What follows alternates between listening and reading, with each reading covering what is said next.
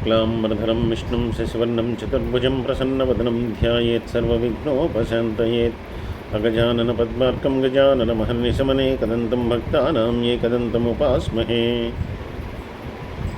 शान्ताकारं भुजगशयनं पद्मनाभं सुरेशं विश्वाकारं गगनसदृशं मेघवर्णं शुभाङ्गं लक्ष्मीकान्तं कमलनयनं योगिहृज्जानगम्यं वन्दे विष्णुं भवभयहरं सर्वलोकैकनाथम् सर्वमङ्गलमाङ्गल्ये शिवे सर्वार्धसाधिके शरण्ये त्र्यम्बके गौरीनारायणी नमोऽस्तुते। गुरुर्ब्रह्मा गुरुर्विष्णु गुरुर्देवो महेश्वरः गुरुर्साक्षात् परं ब्रह्म तस्मै శ్రీగురవే నమః। ఈ ప్రేరణకు కారణమైనటువంటి గురుదేవులు బ్రహ్మశ్రీ చాగంటి కోటేశ్వరరావు గారి పాదపద్మాలకు సభక్తిపూర్వకంగా నమస్కరిస్తున్నాను. మనకి ఈ పద్మపురాణం ద్వారా అనేక రకాలైనటువంటి వ్రతములు, వాటి యొక్క విధి విధానములు, వీటన్నింటినీ కూడా మనకి తెలియజేస్తూ ఉన్నారు ఆ పులస్త్య మహర్షి.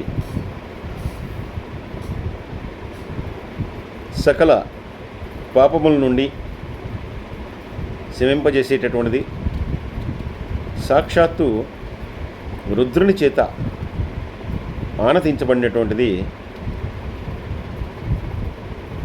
నక్తవ్రతం అనేటటువంటిది. అంటే రాత్రి పూట మాత్రమే భోజనం చేస్తూ ఈ వ్రతాన్ని ఆచరించాలి. ఆ తర్వాత ఈ వ్రతాన్ని 1 సంవత్సరం పాటు ఇలా చేసిన తర్వాత, నక్తవ్రతాన్ని చేసిన తర్వాత చక్రము, త్రిశూలము, గోవు, బంగారంతో చేసినటువంటి వాడిని బ్రాహ్మణుడికి దానం ఇవ్వటం ద్వారా ఇది గొప్ప ఫలితాలని పొందవచ్చు అని చెప్పి చెప్తున్నారు. దీనికే శివదేవ వ్రతము అనేటటువంటి పేరు ఉన్నది. అలాగే ఈ వ్రతం అత్యుత్తమమైనటువంటి వ్రతంగా సాక్షాత్తు పరమేశ్వరునిచే చెప్పబడినట్టుగా చెప్పబడింది. అలాగే భద్రవ్రతము అనేటటువంటిది మరొక వ్రతము. బంగారంతో ఒక కలువ పువ్వును చేయించి శర్కర పాత్రతో దానంగా ఇచ్చి రోజు విడిచి రోజు, అంటే సంవత్సరంలో ప్రతిరోజు కూడా ఒకరోజు విడిచి ఒకరోజు నక్తవ్రతం చేయటం ఈ భద్రవ్రతము అని చెప్పి చెప్పబడింది.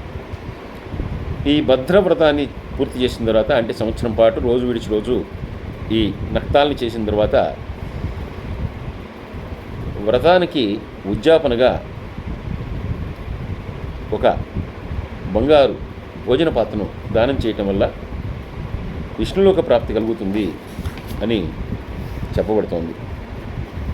అలాగే అనేకమైనటువంటి వ్రతాలు, గౌరీ వ్రతము, కామవ్రతము, సౌభాగ్యవ్రతము, సారస్వత వ్రతము, ఆయుర్వ్రతము, కీర్తివ్రతము, సామవ్రతము, అలాగే ఆనందవ్రతము, హంసావ్రతము, సూర్యవ్రతము, విష్ణువ్రతము, శీలవ్రతము అనేటటువంటివి కూడా ఈ పద్మపురాణం గతంగా చెప్పబడ్డాయి.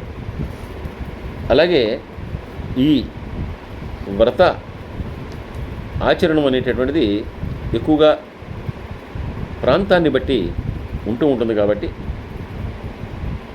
ఈ వ్రతాచరణం అనేటువంటిది కొన్ని ప్రాంతాలను బట్టి వాటిలో ఉండేటటువంటి అలవాట్లు, ఆ వ్రతాచరణ అనేటటువంటిది కొద్దిగా మార్పులు ఉన్నా కూడా ఫలితములు మాత్రం ఒకే రకంగా ఉంటాయి. అలాగే ఈ వ్రతాలకి ప్రత్యేకించి కథలు అనేటటువంటిది చెప్పబడలేదు. ఎందుకంటే ముఖ్యంగా దక్షిణాదిలో చేసేటటువంటి వ్రతములకు మాత్రమే కథాభాగం అనేటటువంటిది తప్పనిసరిగా ఉంటుంది. అందులో కూడా కొన్నిటికి, అంటే వినాయక వ్రతము, అలాగే సత్యనారాయణ వ్రతము, అలాగే లక్ష్మీ వ్రతము, శ్రవణ శుక్రవారములు చేసుకునేటటువంటి వ్రతము, వీటన్నిటికీ కూడా కథాభాగానికి ప్రత్యేకమైనటువంటి ప్రాధాన్యత ఉంటుంది. కానీ ఈ వ్రతాలకి ఆ కథాభాగానికి ప్రత్యేకత లేదు. అందువల్ల వ్రతాన్ని ఆచరించడం, ఉద్యాపనగా చేయటం అని చెప్పబడింది. అలాగే ఇంకా పితృవ్రతమని, దీప్తివ్రతమని, వారుణ వ్రతమని, శాంతి వ్రతమని, సువ్రతమని, భీమవ్రతమని, గుణవ్రతమని, ప్రభావ్రతమని చెప్పి, అలాగే ఈయనకి అనేకమైనటువంటి వ్రతాలు చెప్పబడ్డాయి. అయితే పుష్కర క్షేత్రంలో కార్తీక మాసంలో కన్యాదానాన్ని మించినటువంటి గొప్ప దానం లేదని, అలాగే విధిపూర్వకంగా నువ్వుల తుమ్మిడితో ఏనుగు యొక్క ప్రతిమను చేసి దాన్ని నీటిలో ఉంచి రత్నాలతో సహా విప్రులకి దానమిస్తే కనుక ప్రళయాంతం వరకు వాళ్ళకి అక్షయ లోకాలు తథ్యంగా కలుగుతాయని చెప్తూ ఈ వ్రతముల యొక్క వృష్టిని ఎవరు విన్నా కూడా వారందరూ కూడా చక్కని పుణ్యఫలాల్ని పొందుతారు అని చెప్పబడుతోంది. అలాగే ద్విజులకు, బ్రాహ్మణులకు వారు ఆచరించవలసినటువంటి కొన్ని ధర్మాలను కూడా చెప్తూ, ముఖ్యంగా స్నాన విధి. ఎందుకంటే దేహశుద్ధి కలగకుండా మనశ్శుద్ధి కలగదు కాబట్టి తప్పనిసరిగా చేయవలసినటువంటిది ఈ స్నాన విధి. ఈ స్నాన విధి చేయడానికి నదీ ప్రవాహములు కానీ, లేదంటే సరస్సులు కానీ ఉత్తమమైనటువంటివి, లేదంటే కనుక బావులు అనేటటువంటివి వాటి తర్వాత వచ్చేటటువంటివి. ఎందుకంటే నారము అంటే నీరు, ఆ నీటిలో ఉండేటటువంటి వాడు నారాయణుడు. కాబట్టి అటువంటి నీటిలో దేహాన్ని శుద్ధి చేసుకుని, తద్వారా మనస్సును శుద్ధి చేసుకుని భగవంతుని ప్రార్థించడం అనేటటువంటిది సర్వత్రా చేయాలి అని మనకు చెప్తోంది. అలాగే ఎక్కడ ఏ ప్రాంతంలో ఉన్నా కూడా ఆ గంగాదేవిని స్మరించి ఆ జలాన్ని, ఏ జలమైనా సరే ఆ జలాన్ని గంగానది జలముగా భావించి దాన్ని శిరస్సున చల్లుకోవాలి. అలాగే ఋషుల యొక్క తృప్తి కోసం ఋషులందరినీ కూడా ఒక్కసారి స్మరించాలి. తర్వాత జలంతో దేవతలకు తర్పణములు సమర్పించాలి. అలాగే ఆ సూర్యునికి అర్ఘ్యాన్నిచ్చి గాయత్రి మంత్రాన్ని తప్పకుండా చెయ్యాలి. అలాగే నమస్తే విశ్వరూపాయ, నమస్తే విష్ణురూపిణి, సర్వదేవ నమస్తేస్తు ప్రభాకర నమోస్తుతే అంటూ ఆ సూర్యభగవానుడికి నమస్కారం చేసుకుని అర్ఘ్యాన్ని ప్రదానం చేసి బ్రాహ్మణుల్ని, గోవుల్ని, బంగారాన్ని చూస్తూ చక్కగా ఆ భగవద్ ఆరాధన అనేటటువంటిది చేయాలి. ఇలా చేయటం వల్ల అనేకమైనటువంటి ఉత్తమ ఫలితాలు కలుగుతాయి అని చెప్తూ, ముఖ్యంగా దానముల్లో వాటి యొక్క విశేషాలను చెప్తూ ధాన్య పర్వత దాన మహిమ అనేటటువంటి ఒక విశేషమైనటువంటి కథని ఇక్కడ చెప్తూ ఉన్నారు పద్మపురాణం అంతర్గతంగా. పూర్వం ధర్మమూర్తి అనేటటువంటి రాజుగారు బృహత్కల్పము అనేటటువంటి ప్రాంతాన్ని పరిపాలిస్తున్నాడు. ఈయన చాలా గొప్ప ధార్మికుడు, అలాగే ప్రతాపవంతుడు. తన శౌర్య పరాక్రమాలతోటి అనేక మంది దుష్టరాక్షసులను సంహరించి తన యొక్క పరాక్రమంతో ఇంద్రుడికి స్నేహితుడయ్యాడు. ఈ రాజుగారు గొప్ప తేజస్సు కలిగినటువంటి వాడు.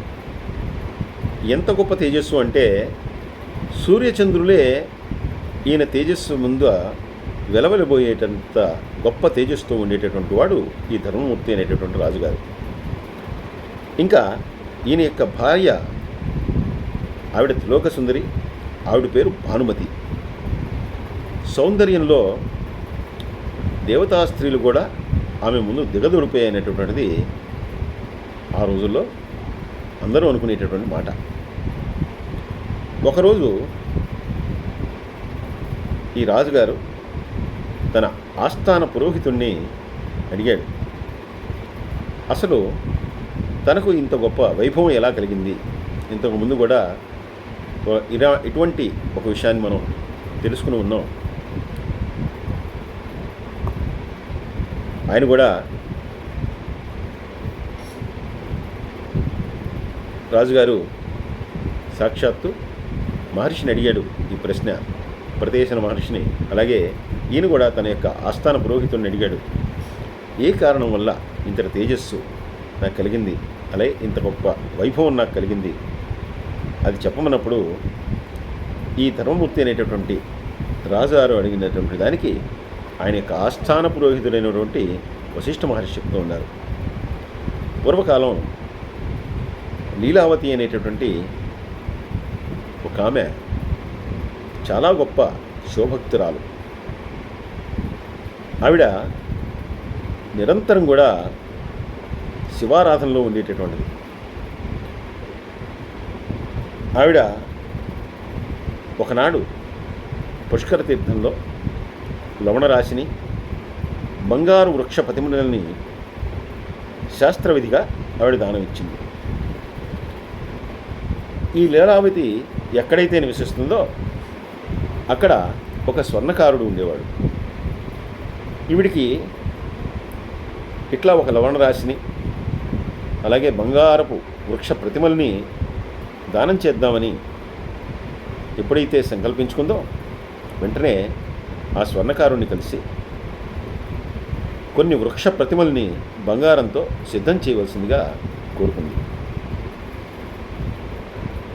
ఈవిడ ఆ బంగారు వృక్ష ప్రతిమల్ని దానంగా ఇవ్వబోతోందని, ఈవిడ గొప్ప శివభక్తురాలని,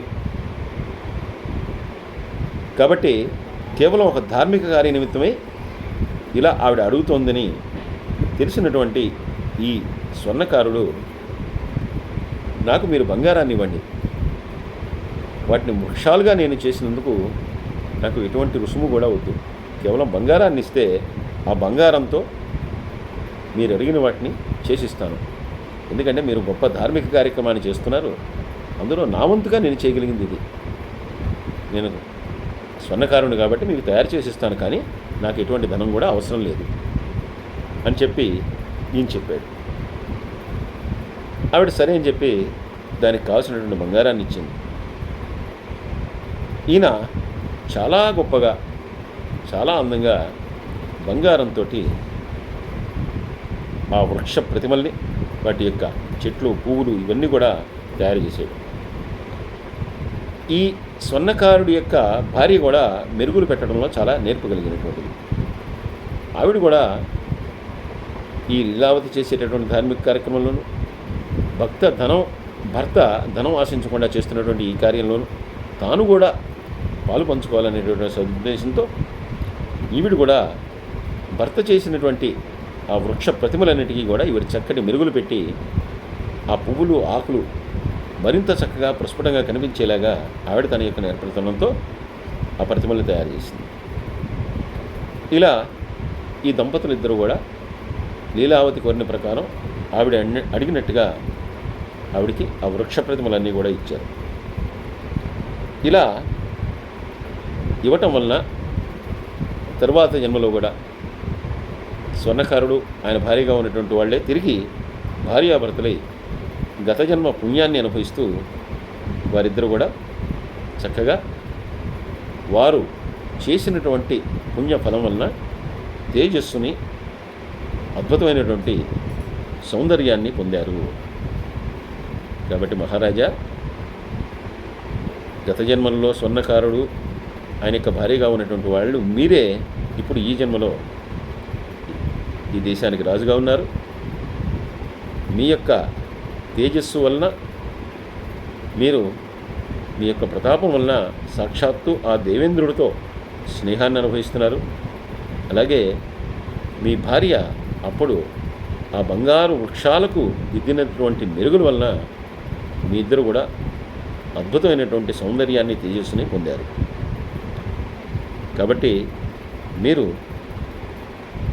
ఈ గొప్ప పుణ్యఫలాన్ని సంపాదించడం ద్వారా ఇంత ఉత్తమమైనటువంటి జన్మని పొందారు అని చెప్పిన తర్వాత మళ్ళీ వశిష్ఠ మహర్షిని అడిగాడు, ఈ జన్మలో మళ్ళీ మేము ఏమి చేయటం ద్వారా మరింత పుణ్యాన్ని సంపాదించగలుగుతాం అని చెప్పినప్పుడు, ధాన్యాన్ని